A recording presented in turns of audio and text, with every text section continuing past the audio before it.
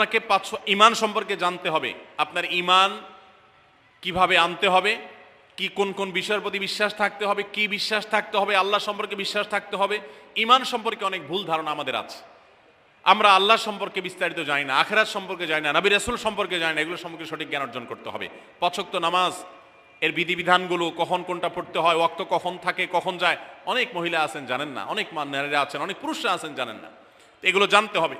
ইসলামকে জানাটা অনেক গুরুত্বপূর্ণ। আর জানার জন্য কোরআনে কারীম বুঝে পড়বেন, হাদিস বুঝে পড়বেন, মাসলা মাসাইলের বই পুস্তক বুঝে পড়বেন ওলামাদের তত্ত্বাবধানে থেকে, এবং কোরআন এবং হাদিস শেখার যত ভালো আয়োজন উদ্যোগ আছে সেগুলোতে শামিল হবেন, জ্ঞান অর্জন করবেন। এটা ইসলামের গুরুত্বপূর্ণ একটা ব্যাপার।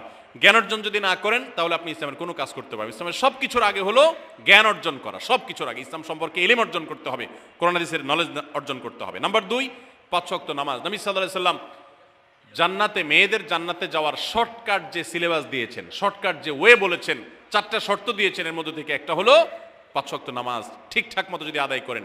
অনেক মহিলারা আছেন জোহরের নামাজ আসরের সময় গিয়ে আদায় করেন, আসরের কাছাকাছি আদায় করেন, কারণ গৃহস্থলী কাজে ব্যস্ত থাকেন, রান্নাবাড়ার কাজে ব্যস্ত থাকেন, গা গোসল নিয়ে ব্যস্ত থাকেন। করছি করে এই রান্নাবাড়া করা, সবাইকে খাবার দাবার দেওয়া, ছেলে মেয়েকে খাবার দাবার দেওয়া, ঘর ইত্যাদি মোছা ধোয়া, এগুলো করতে করতে, নিজের গোসল টোসল করতে করতে 3টা 3:30 বেজে যায়। অনেক সময় আসরের ওয়াক্তের কাছাকাছি গিয়ে তারপর জোহরের নামাজ আদায় করেন। খুবই গর্হিত একটা কাজ। আমার মা বোনরা সতর্ক থাকবেন এ ব্যাপারে, যে নামাজ সময় মতো আদায় করতে হবে। শয়তান আপনাদেরকে একটা ভুল কথা বলে ধোঁকা দেয়, সেটা হলো যে আমি রান্নাবাড়া করছি যে পোশাকে, এই পোশাকে কিভাবে নামাজ পড়বো, তাহলে আমি গোসল টোসল করে একটা নামাজ পড়বো। আর গোসল তো আর সহজে করা হয় না। রান্নাবাড়ার পরে সবাই বাড়ায় খাওয়াই দেওয়া, এরপরে ঘর দুয়ার পরিষ্কার করা, এরপরে সব কাজ শেষে গোসল করা, তারপরে গোসল করে এসে নামাজ পড়া, এসব করতে করতে শয়তান আপনার নামাজটা অনেক পিছায়া দেয়। মনে রাখবেন, আপনি যে পোশাকে কাজ করতেছেন ওই পোশাকে যদি দুর্গন্ধ না থাকে, খারাপ না থাকে, ভালো পোশাক হয়, তো ওই পোশাকে আপনি নামাজ পড়তে পারবেন। দুর্গন্ধ থাকলেও শরীরকে ফ্রেশ করার ব্যবস্থা আছে, আপনি ফ্রেশ করে আপনি নামাজে দাঁড়ায় যাবেন। এরপর নামাজ পড়ে বাকি কাজ করবেন। কাজকে বলবেন না যে নামাজকে বলবেন না যে আমার অনেক কাজ আছে, এগুলো শেষ করে নামাজ পড়বো। শয়তান আমাদেরকে ধোঁকা দেয়। এই জন্য মা বোনরা 5 ওয়াক্ত নামাজ সময় মতো আদায় করবেন, ঠিকঠাক মতো আদায় করবেন। অনেক মা বোনরা আপনারা নামাজ পড়েন, নামাজ হয় না। বাংলাদেশে বেশিরভাগ মহিলাদের, নারীদের মধ্যে একটা ভুল আছে নামাজ প্রসঙ্গে, সেটা হলো যে নামাজের মধ্যে সতরটা ভালো করে ঢাকেন না। সতর কি? মেয়েদের নামাজের মধ্যে মুখমণ্ডল ছাড়া, 2 হাতের কবজি ছাড়া তাদের মাথা থেকে পা পর্যন্ত পুরো শরীর তারা ঢেকে রাখবে। আজকাল নামাজের ওড়না পাওয়া যায়, এই ওড়নাগুলো পড়লে এই মুখমণ্ডল ছাড়া 2 হাত এক সহকারে ঢাকা থাকে, এভাবে ঢেকে রাখতে হবে। আপনি যদি নামাজ পড়েন আপনার গলা দেখা যায়, আপনার কাঁধের কিছু অংশ দেখা যায়, চুল দেখা যায়, আপনার হাতের কনুই দেখা যায়, তাহলে সেক্ষেত্রে কিন্তু আপনার নামাজ হবে। পুরো নামাজ জুড়ে এরকম খালি থাকে এগুলো, তাহলে নামাজ হবে না। অনেক বোনরা এটা জানেন না, তাহলে নামাজটা ঠিকঠাক মতো পড়তে হবে। জান্নাতে যাওয়ার জন্য এটা পূর্ব শর্ত, নাম্বার 2। নাম্বার 3, রমজান মাসে রোজা রাখা। রোজা রাখার ক্ষেত্রে আলহামদুলিল্লাহ মা বোনরা রাখেন সাধারণত, কিন্তু রোজা রেখে গীবত, মিথ্যা, শেকায়েত, মানুষের পিছনে সমালোচনা করা, এগুলো করলে গীবত নষ্ট হয়ে যায়, মুখ খারাপ করা, গীবত, এগুলো করলে রমজান নষ্ট হয়ে যায়, রোজা নষ্ট হয়ে যায়, এগুলো করা যাবে না, এগুলোতে বেঁচে থাকতে হবে। সেই সাথে অনেক মা বোন আছেন একটু সন্তান গর্ভে আসছে, কিন্তু সন্তান দুধ কিংবা সন্তান দুধ পান করে, এই অজুহাত দিয়ে তিনি দেখা যায় যে রমজানের রোজা ঠিক মতো রাখেন না। এটা ভুল। বরং সামান্য একটু ঠুনকো অজুহাতে রমজানের রোজা বাদ দেওয়া যাবে না। যতক্ষণ পর্যন্ত শক্তি সামর্থ্য আছে রমজান রোজা ঠিক মতো রাখতে হবে। নাম্বার 3। 4 নম্বর হলো স্বামীর আনুগত্য করা। আমি সবসময় বলি এটা হলো মহিলাদের জন্য তিতা করল্লার আমল। তিতা করল্লা দিয়ে জুস বানায় খাওয়ানো, এটা যেরকম কষ্টের কাজ মানুষের জন্য, ঠিক একইভাবে মহিলাদের জন্য স্বামীর কথা শোনাটা এরকম কষ্টের কাজ। অনেক মহিলা আছে নামাজ পড়তে রাজি আছি, রোজা রাখতে রাজি আছি, তাসবিহ তাহলিল করতে রাজি আছি, কোরআন পড়তে রাজি আছি, মগর পুরুষের স্বামীর কথা শুনবো না। কেন তার কথা শুনবে কেন? আমি কি কম বুঝি?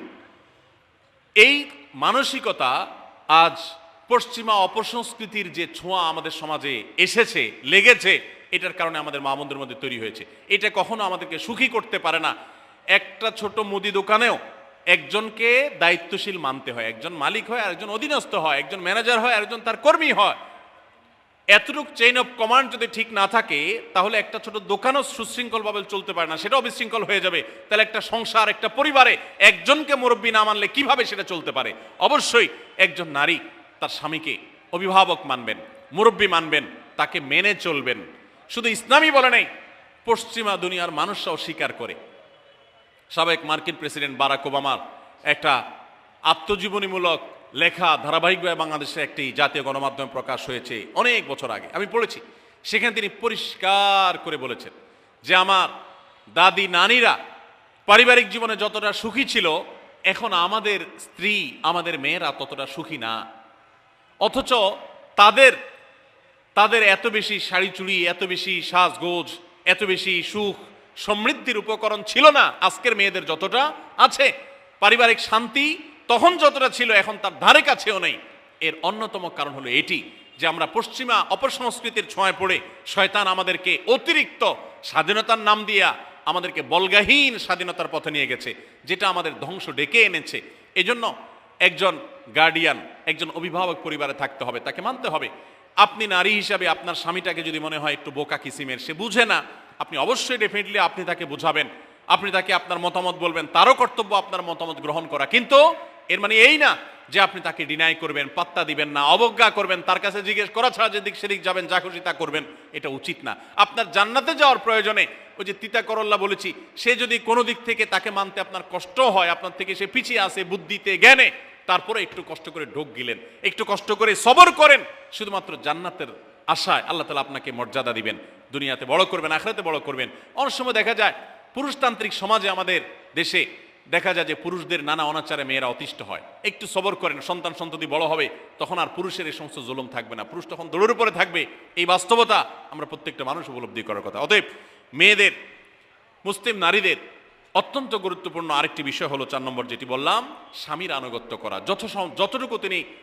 যতটুকু সম্ভব তার সর্বোচ্চ আনুগত্য করার চেষ্টা করতে হবে, যতক্ষণ তিনি কোরআন হাদিসের কথা বলেন। স্বামী যদি কোনো অন্যায় কথা করতে বলেন, তাহলে তখন আর তার কোনো কথা শোনা যাবে না। নাম্বার 5, একজন মুসলিম নারীর জন্য তার ইজ্জতের হেফাজত অত্যন্ত গুরুত্বপূর্ণ ব্যাপার। এমন একটা সমাজে আমরা বসবাস করতেছি, পাঠ্য বইয়ে শিক্ষার নামে আমাদের সন্তানদের চরিত্র নষ্ট করে দেওয়া হচ্ছে, বিবাহ বহির্ভূত সম্পর্ক করতে তাদেরকে উস্কানি দেওয়া হচ্ছে, শিক্ষার নামে কুশিক্ষা দেওয়া হচ্ছে, যার কারণে আমার সন্তান নষ্ট হয়ে যাচ্ছে। এই জন্য আমি বলি, এমন যুবক, এমন যুবতী আজকাল সোনার হরিণ হয়ে গেছে। হাজারে 2-4-10 জন যুবক পাওয়া যাবে কিনা সন্দেহ, যেই যুবক বুকে হাত রেখে বুক টান টান করে আল্লাহর শুকরিয়া আদায় করে বলতে পারবে তার যৌবনে কোনো হারাম স্পর্শ সে করে নাই, কোনো হারামের কাছে সে যায় নাই, তার চরিত্রকে সে হেফাজত করেছে, কোনো গুনাহে সে লিপ্ত হয় নাই, এরকম কথা বলার মতো যুবক খুব বেশি নাই আমাদের সমাজে। ধ্বংস করে ফেলা হয়েছে বিনোদনের নামে, শিক্ষার নামে, নানা নামে।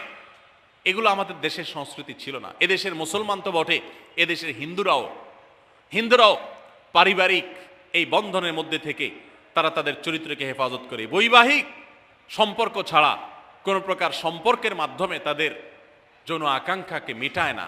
এটা এদেশে